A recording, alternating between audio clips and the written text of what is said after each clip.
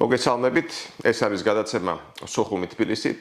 დღეს ჩვენ ვისაუბრებთ იმ შეხვედრაზე, რომელიც გაიმართა პუტინსა და აფხაზეთის ეგრეთ წოდებული პრეზიდენტს გუნბას შორის.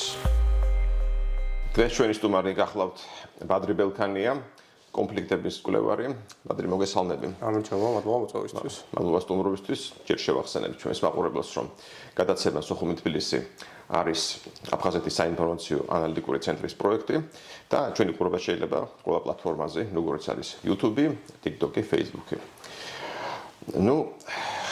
ესე თქვათ, არ გააცივეს თემა, როგორც კი ეგრეთ წოდებული არჩევნების მეორე ტურის შემდეგ მოგვევლინა პრეზიდენტად გუნბა, ის შეხვდა პუტინს, მიიღო პუტინმა ცხადია, თუ ახლა პუტინი არ ჩავიდოდა, თქმა უნდა, სოხუმში, ხო? და აი ესე თქვათ, სწრაფი ამოქმედება კრემლის მხრიდან, ასეთ მაღალ დონეზე შეხვედრის ორგანიზება, რაზე მიანიშნებს, როგორ გონია, მით უმეტეს რომ იქიდან თეთრად გამოვიდა რაღაცა ინფორმაცია, თქვენს თვითონაც და იყო მე პრესამსახურის, კრემლის პრესამსახურის კომენტარიც, რომ რა თქმა უნდა ისაუბრეს საინვესტიციო შეთანხმებაზე ორმხრივი, რომელიც მისცემს რუსეთს საშუალებას უძრავი ქონება იქ შეეწყიდოს და ნუ კიდე გუნბამ თქვა, რომ იქნებ მეტი ელექტროენერგია მიაწოდონ აფხაზეთს. მომ დავიწყოთ აქეთ. ხო. მადლობა პირველ რიგში მოწვევისთვის, სიამოვნებით უყურებთ თქვენს გადაცემას და მიხარია რომ ეს ესე მონაწილე ვარ.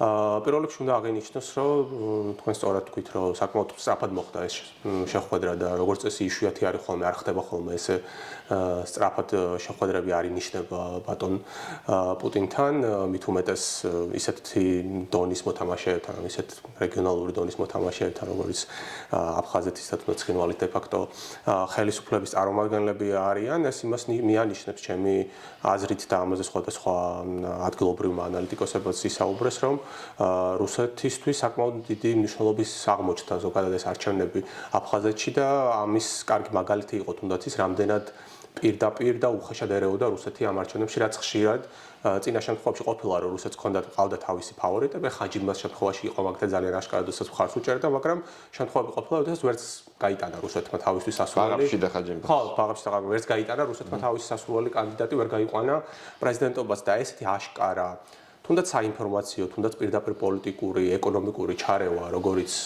ამ არჩევნებზე. არა მხოლოდ საქმეებიც აღიძრა რუსეთში. კი, საქმეებიც აღიძრა რუსეთში და მრავალი ესეთი თემა წამოიწია, სომხური თემაც წამოიწია მაგალითად და მრავალი ესეთი თემა წამოიწია ეს დიდ არა მხოლოდ პოლიტიკოსების დონეზე, აი საინფორმაციო დონეზე განსაკუთრებით ნათელი იყო, იმიტომ რომ მაგალითად ისეთი ცნობილი რუსი ჟურნალისტები, პროპაგანდისტები, როგორც სალავიოვი არის მაგალითად. ყველაზე აფხაზეთის თემაზე ნაკლებად ეხებიან ხოლმე. ყველაზე ეს არ არის მათთვის გლობალურ თემებზე, გეოპოლიტიკურ თემებზე საუბარი.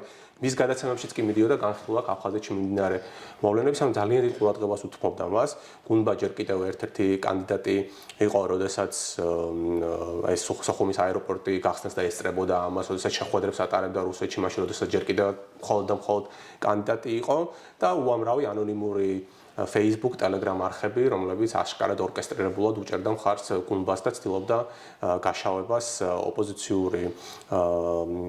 ოპოზიციური კანდიდატების.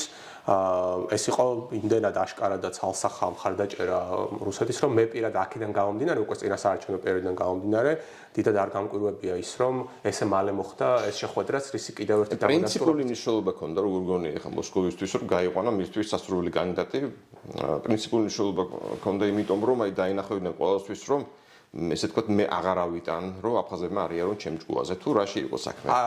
ერთი მხრივ ეგეც არის კი, რა თქმა უნდა, რუსეთისთვის, როდესაც ის აშკარა ფავორიტად წარმოადგენს ერთ-ერთ კანდიდატს და მას ყველანაირად უჭერს მხარს შემდეგ ამ კანდიდატის მარცხი, რა თქმა უნდა, ეს რეპუტაციული ზიანი არის, მით უმეტეს ისეთ რეგიონში, რომელზეც ამხელა გავლენა გააჩნია, ეს ერთი რეპუტაციული უკრაინაში უმოვს და ეხლა ვერ აიტანს იმას, რომ აფხაზებმა არიან ხო, თუმცა მეორე მხრივ აფხაზური საზოგადოება უწევს ძალიან დიდი წინააღმდეგობას, ეს საინტერესოა სამოქალაქო საზოგადოება და ჯერჯერობით ვერც ერთი ის ყბადაღებული კანონი და თემა, ჯერჯერობით ვერც ერთი, ეს არის იგივე ეს აგენტების კანონი, მეორე არის ინვესტიციების თემა.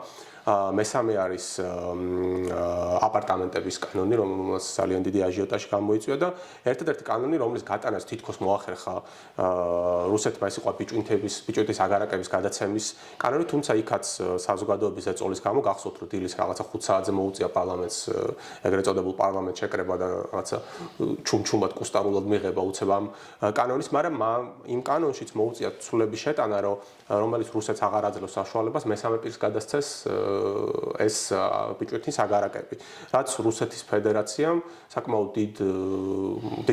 დიდი უარყოფითი იმით მიიღო, რა ქვია, პოზიციით და უკმაყოფილების დიპლომატიური ნოტაც კი გამოუგზავნა, მაშინ ნინა ლარძიმბა იყო ჯერ საგარეო საქმეთა მინისტრი აფხაზეთის. და თვითონ რუსეთის პარლამენტში ამ ბიჭვინთის აგარაკების შეთანხმებასაც კი რატიფიკაცია არ გაუვლია, იმიტომ რომ ესეთი ფორმით შეთანხმებაც არ მოსწონს. რუსეთის შესაბამისად ჯერჯერობით ბოლო წლების განმავლობაში, რაც უნდა პარადოქსულად ჟღერდეს, როდესაც რა თქმა უნდა თავიდან ბოლომდე მასზე არის ბიბმული და რაღაცა ეს არის ოკუპირებული ტერიტორია, სადაც რუსული ჯარი დგას და როგორც უსაფრთხოების ისე პოლიტიკური პროცესების ეკონომიკური ხომ მით უმეტეს თავიდან ბოლომდე რუსეთს არის დამოკიდებული, მაინც ჯერჯერობით ახარხებენ მათთვის მნიშვნელოვანი კანონები რამენაირად რუსეთს არ გაატარებენ და სწორედ ამის ფონზე მე ვფიქრობ, რომ რა თქმა უნდა მნიშვნელოვანი იყო თავისი კანდიდატი მოეყვანა რუსეთს, რადგანაც ეს მხარდაჭერა ახლა ამაზე აი გუშინაც ქონდა ჩვენ შეხვედრა რაღაცა კონფერენციას ტიპის მაგვარი იყო და ყველა შევთანხმდით პრინციპში იქ წარმოდგენილი ვინც ვიყავით, ვინც ამ სფეროში მუშაობთ. აი ამ ხელა მხარდაჭერა, რომელიც ფაქტობრივად უპრეცედენტო არის, ესეთი პირდაპირ მხარდაჭერა რომელიმე კანდიდატის, რა თქმა უნდა, რაღაც გარკვეულ ხარკს, პოლიტიკურ ხარკს მოითხოვს და გუნბას მოუწევს. თანის ბჟანიას გუნდის გაგრძელება არის, ვთქვათ, მისი ბჟანიამ უბრალოდ ძალიან დიდი რეპუტაციული ზიანი განიცადა როგორც პერსონამ და ამიტომაც აღარ შეარჩიეს ის კანდიდატი. და ეს არის მისი გუნდის გაგრძელება. გაიქცა ფაქტია.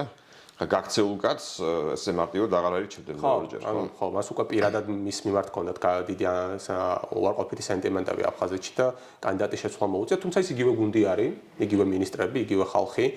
გაგრძელება არის, ასე ვთქვათ, იმ პოლიტიკის და გუნბას რაღაცა ფორმით მაინც მოუწევს დაბრუნება ამ კანონებთან, რომელიც რუსეთისთვის არის ძალიან მნიშვნელოვანი და ნახავთ ალბათ ეს ხალხი ეს 40-დან 45%-ამდე რომელსაც ოპოზიციას მისცა ხმა ეს ხალხი არსად არ მიდის და ეს სამოქალაქო საზოგადოება არსად არ მიდის შესაბამისად მე ვფიქრობ რომ მომავალ წლებში ისევ და ისევ ამ კანონების გარშემო გარკვეული საზოგადოებრივი ნებათაღელვა აფხაზეთში იქნება. ეს კანონები უნდა მეიყონ მაინც პარლამენტში, ხო? სულ მალე იქ უნდა ჩატარდეს ადგილობრივი არჩევნები, მუნიციპალური. როგორ ფიქრობ, ამ კანონებს მიუბრუნდებიან ადგილობრივი არჩევნებები თუ მანამდე დაიწყებენ ამ კანონების განხილვას? რომელი უფრო ესე თქვა უსაფრთხო იქნება აფხაზეთის ამ კლანისთვის? კანონი გაიტანოს. ერთი მნიშვნელოვანი ახლა მე რაც მაგალითად ამ შეხვედრა მიმანიშნა, ეს შეხვედრა თვითონ როგორც სახელმწიფო ტელეგრამ არხები ამბობენ დაახლოებით 1 საათი გაგრძელდა უშუალოდ კულისებს მიიღმა, ასე ვთქვათ, არა საჯარო ნაწილი.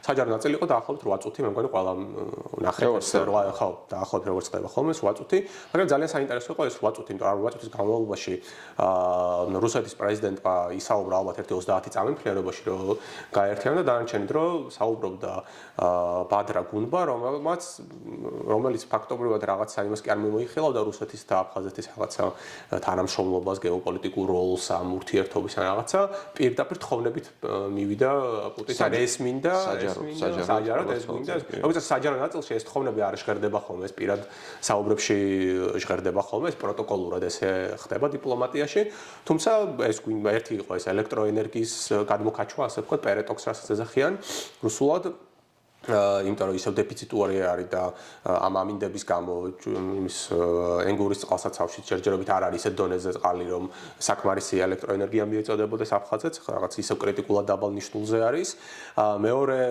საკითხი იყო ეს უფრო რაღაც ყოფითი საკითხი არის როდესაც ახლა აპრილიდან ახალი რეგულაცია შემოდის რუსეთში რომლის მიხედვითაც აფხაზური მართვის მოწვევით ისინი ვერ გადავლენ რუსეთში და ეს ძალიან პრინციპული საკითხი არის აფხაზებისთვის ეს თხოვა რომ 2 წლით გადაგვივადეთ თუ შეიძლება ძალიან რაღაცა ყოფითი მომენტი არის თითქოს ასობაში ურწედში მთლიან გავროსდებიან თუ ამას გულისხმობდა საინტერესოა და ეგ არ ვიცი და ეს ამ ყველაფერზე პუტინმა უთხრა რომ აი მოვაგვარებთ და როგორც ჩანს მე როგორც ხვდები პირველი ეტაპი იქნება ერთგვარად რუსეთის მხრიდან გარკვეულ დათმობებზე წასვლა ანუ მისცემენ იმ ძირითად მოთხოვნილებებს იმ ძირითად საჭიროებო საკითხებს რაც ახლა სოციალურ ეკონომიკურ თვალსაზრისით აფხაზეთის მოსახლეობას ახლა სჭირდება როგორც ჩანს ამ ყველაფერს რუსეთი მისცემს ამით რა თქმა უნდა გუნბას რეიტინგზეც იზრუნებს გუნბას პოზიციებზეც იზრუნებს success stories შეუქმნის. ჯერა გამაგრო გუმბა რომ გუმბა მე გაიტანოს ის კანონები და აი ამის შემდეგ ალბათ მიუგუნდებიან უკვე ამ კანონებს, როდესაც ცოტა ფეხი მოკიდებული ექნება და რეპუტაცია ცოტა გამყარებული ექნება გუმბას. მაგრამ ახლა ეს მართლაც საინტერესოა ახლა შენ აღნიშნე რომ საჯაროდ თხოვა რაღაცეები, როცა თქმა უნდა ამაზე წინასწარ მიანიშნეს რომ თუ გინდა რომ მიიღო საჯაროდ უნდა შევედრო. კი, დადგმულს გავდა ძალიან ეს ყველაფერი. მე კი ბატონო, ხო, რომ დაინახოს ყველამ რომ ეში რო საჯაროდ შევედრე, კარგად რომ მოიქეცი, მე მიიღო აფხაზეთის ელექტროენერგია და ულიტით გადაუვადეს ის მართვის მოწვევების გამოყენება და ასე შემდეგ. და ორმაგი მოქალაქეების საკითხი კიდევ არ მიხსენებია, ძალიან მნიშვნელოვანი საკითხი არის. თან ეს ორმაგი მოქალაქეობის საკითხი ხა თქვენ არ ვიცი ადევნებთ თუ არა არიან რუსულ განსაკუთრებით რუსულ ტელეგრამ არხებზე არის კავკასიასთან დაკავშირებული არხები პრორუსული ანუ პროსახალისუფლებო არხები რომლებიც საკმაოდ აქტიურად წერენ და რუსეთში საინფორმაციო ველში აფხაზეთთან მიმართებაში დღის წესრიგს ქმნიან ასე ვთქვათ არაერთი ესეთი არხი არის და არაერთი მიმომხილველი ესეთი ეს ხალხი ძალიან ხშირად წუწუნებს იმაზე რომ და ძალიან ხშირად აღნიშნავს და აკრიტიკებს აფხაზურ მხარეს იმის გამო რომ აფხაზები მუდმივად ითხოვენ რაღაცა დათმობებს და ითხოვენ აი ელექტროენერგიას იმ კანონებს ამ კანონის გამარტივებას ამის იმას ეკონომიკურ დახმარებას ტურისტში დახმარებას ეხლა სამედიცინო დახმარებას თხოვა და რაღაცა სამედიცინო მანქანები ჩავიდა რუსეთში ეს გუნბას კანდიდატურის დასახმარებლად მოხდა და ასე შემდეგ აეროპორტის რესტავრაციას და ასე შემდეგ და რუსული მხარე ეს მიმომხილველები რომლებიც პროსახალისუფლებო არიან რა თქმა უნდა ხშირად მიუთითებენ იმაზე რომ ჩვენ აფხაზეთთან იგივე დამოკიდებულებას ვერ ვიღებთ ანუ ჩვენ აფხაზების მხრიდან ვიჩაგრებით ანუ არათანაბარი ურთიერთობები გვაქვს ასე თქვა და ეხლაც აი ამ შეხვედრაზე ორმაგი მოქალაქეობის გამარტივება თხოვა პუტინს ბადრა გუნბამ მაშინ როდესაც რუსეთის მოქალაქეებს ისევ და ისევ არაძლევენ აფხაზეთის მოქალაქეობის აღების უფლებას და ვერ ყიდულობენ მიწას შესაბამისად რაც ყველაზე მთავარია სწორედ მაგიტომაც არაძლევენ პირველ რიგში და მიწას და უძრავ ქონებას ასე ბინას და საოფისე ფართებს და ასე შემდეგ და შესაბამისად ამან ხა შეიძლება რუსულ რაღაც გარკვეულ სპექტრში რომელიც აი კავკასიას განსაკუთრებით ადანებს ფოკუსს ისე უკმაყოფილების პატარა ტალღა გამოიწვევს რომ აი რატომ ხდება ეს რომ ჩვენ ყველაფერს ვაძლევთ მათ აი ორმაგ მოქალაქეობას შეუძლიათ აიღო და ისის გადაუვადოთ რა ქვია მართვის მოწვევა ყველაფერს უკეთებთ და სანაცვლოდ ჩვენ არაფერს არ ვიღებთ და აი YouTube არხებს თუ დააკვირდებით სადაც აი აფხაზი მიმომხელველები ექსპერტები საუბრობენ თუნდაც სულაც არ იყოს ამ თემაზე და უბრალოდ იმაზე იყოს როგორი ლამაზი არის გაგრა რაღაცა ბლოგერი ჩავიდა რუსი და რაღაცა მუდმივად არის ხოლმე რუსების მხრიდან ძალიან კრიტიკული კომენტარები აფხაზეთთან მიმართებაში ამ თვალსაზრისით რომ რაღაცა ესეთი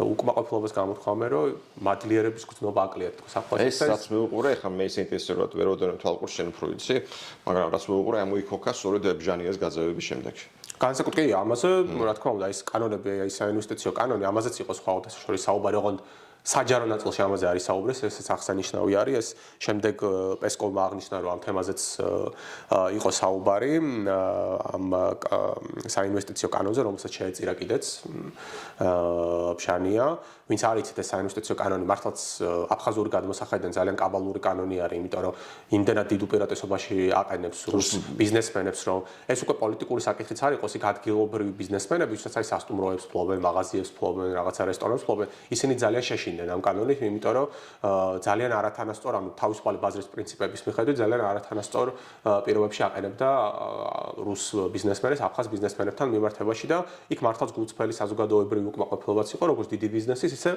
პატარა ბიზნესის, ეს მარტო ოპოზიციის ამოქოქილი თემა არ იყო, ასე ვთქვათ. და ამ ინვესტიციო ხელშეკრულების ჩაგდებამაც საკმაოდ დიდი უკმაყოფილება გამოიწვია რუსეთში და ბჟანია შეიძლება იმასაც შეეწირა პრინციპში, რომ ვერ გაუკეთა ის საქმეები, ასე ვთქვათ, რუსეთს, რომელიც როგორც როდესაც მოყვანილი. არც იქინები მიიღონ და არც აქანები მიიღონ და იცი რა მინდა კითხე, ძალიან შვიდად შეიგუა ამ დამარცხებას არძინვა, რომელიც, პრინციპში შეიძლება ითქვას, რომ აშკარად სარგებლობდა ხას უსვამ ეთნიკური აფხაზების ხარდაჭერით. რა თქმა უნდა, უპირველეს ყოვლისა ამ თემის გამო, რომ ის იცავს, ესე ვთქვათ, უცხოელებისგან, რუსებისგან. გუდაუთა მოიგო. აფხაზური ნაციონალიზმის ცენტრი, სადაც არის, ეგ რეგიონი მოიგო. კი, არძინბა. ძირითადად ეს ცხოვრობენ ეს აფხაზების ეს შტო იქ ცხოვრობს, არა, ბაზირობ თავდება კარიერა. ხო და აი ესეთ შვიდად შეეგუა დამარცხებას და მისგან ესე ვთქვათ, მეგონი ჩამიჩუმი არის მის. რითი აიხსნება ეს? მასაც მიანიშნეს რა იმეზე კრემლიდან საინტერესოა დააშინეს თუ მიხვდა რომ ამ ეტაპზე გაჩუმება ჯობს. გაჩუმება ჯობს ეხლა რას გულისხმობ კეთილი.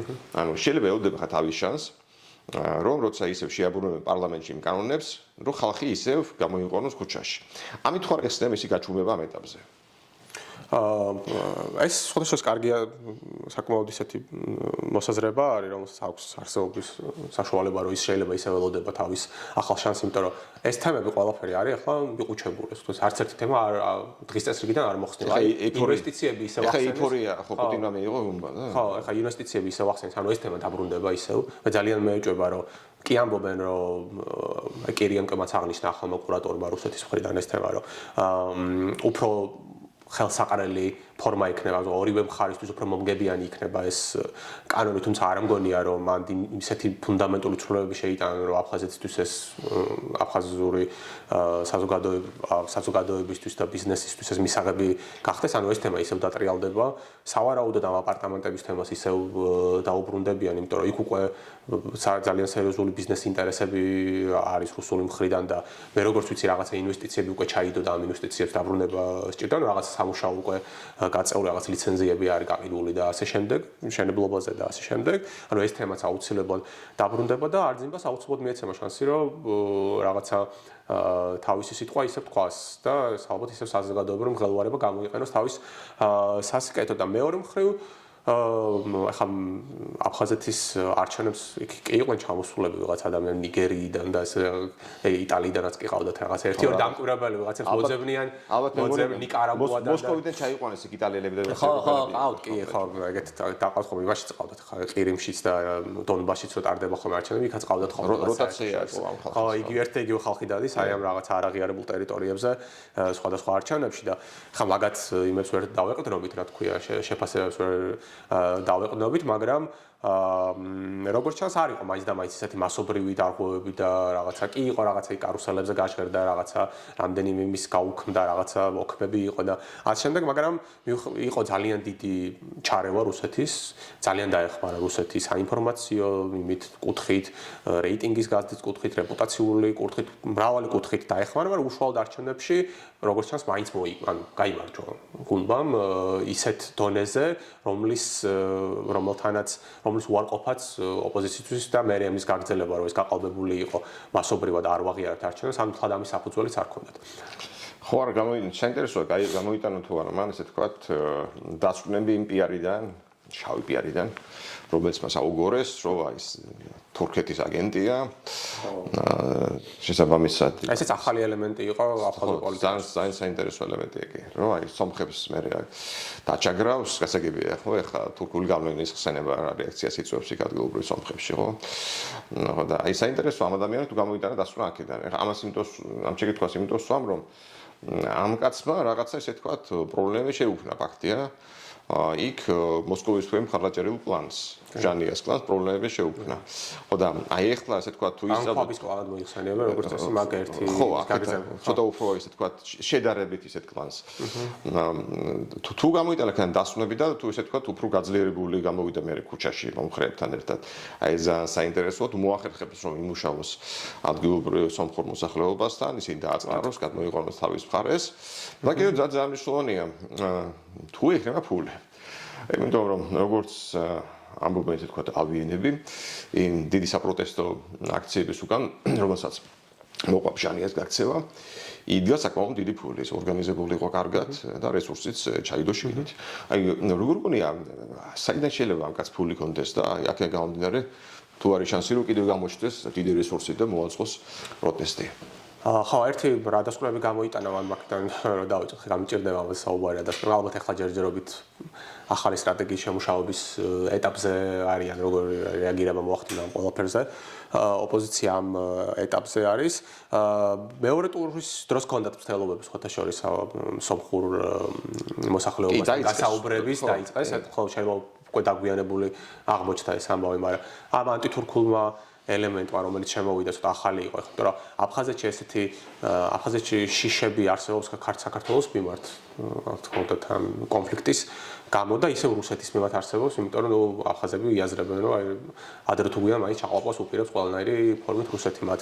აი თურქეთის მიმართ ესეთი განსაკუთრებული შიშები, ახლა კი ისტორიულად და რაღაცა შეიძლება, მაგრამ თურქეთის მიმართ ესეთი განსაკუთრებული შიშები არ არსებობს, რომ ეს გამოიყენებინათ მაინც და მაინც ესე ეფექტურად გამოყენებულიყო მანამდე და ეს სომეხ ხალხს სომეხ ხალხთან მიმართებაში იყო უფრო ალბათ ეს ეფექტიანი და ფინანსებსაც ეხება კი, რა თქმა უნდა, ეს მობილიზაციას, მას ნებისმიერ ადგილას, სადაც უნდა ტარდებოდეს ეს არჩევნები, აღიარებული არჩევნები იქნება, თუ დე-ფაქტო ხელისუფალი იქნება, თუ დე-ფაქტო ოპოზიცია იქნება, ფინანსები ყველგან საჭირო არის, ყველა საარჩევნო კამპანიას გარკვეული ტიპის ფინანსები სჭირდება. თუმცა არძიმბას ფინანსებთან დაკავშირებით ერთი კი ამას, რა თქმა უნდა, აბრალებენ ხოლმე ეს ანონიმური ტელეგრამ არხები შავ პიარს უგორებენ სხვადასხვა ხმებს, რომ აი დასავლეთიდან ფინანსდება, ამერიკიდან ფინანსდება და რაღაცას მსგავს რაღაცას გაიგონებთ ხოლმე და ეს მუდმივად სავსე არის ეს ტელეგრამ არხები, მაგრამ ეს ანონიმური არხები არის და რა თქმა უნდა მაგათ არანაირი ინფორმაცია მათ ამის შესახებ არ აქვს, უბრალოდ იგონებენ ამ ინფორმაციას, თუ არანაირი პასუხისმგებელი არ აქვს თავიანთ პოსტებზე, ისინი არ არიან, არავინ არ იცის ვინ არის ეს ხალხი. და მეორე მხრივ მას გუნდშივე, ანუ აშკარა მხარდაჭერები ყავს ადგილობრივი ბიზნესმენი ლევან მიქა არის ერთი მაგალითად, რომელიც უცნობელი არის ბიზნესმენები, ვისაც ეშინია დიდი რუსული ბიზნესის და სწორედ ამ ადამიანების დაფინანსება არის, რომელიც ჩვენ ვიცით ზუსტად რომ ამ ადამიანებთან მას მხარდაჭერა აქვს და არის თუ არა ეს ერთადერთი წყარო, ყოველ შემთხვევაში ეს არის ის წყარო, რომელიც ვიცით. არის თუ არა ეს ერთადერთი წყარო, ეს ხამ ინფორმაციას მეც არ ვთქვა. ხო, აი ძალიან საინტერესოა. გამოჩნდება სხვა შორის აი ეგ, გამოჩნდება გამომძენი კიდე რომ თუ შეამსუბუქეს რუსებმა ეს მუხლები ან სამინისტრო შენახმები შეამსუბუქეს იმ ხრივ რომ ადგილობრივი ბიზნეს ნაკლები საფრთხე შეექმნა, შეიძლება მაშინ მან ვერც იშოვოს, ხო, ფული ესე გამოდის. საინტერესოა მოკლედ და ნუ ისევ და ისევ ბევრჯერ მithქვამს ამ გადაცემაში რომ ეს ჩინური წყალო რომ საინტერესო დროს გაცხოვროთ ჩვენს აფხაზებიც ხადია საინტერესო დროს ცხოვრობთ. ასე რომ მოგიწევს კიდევ ამ გადაცემაში. დიდი სიამოვნებით, რამდენჯერაც მომიწევთ, იმდენჯერ გესტუმრობთ. მადლობა დღევანდელი სტუმრობისთვის. ჩვენ ისე დავბრუნდებით.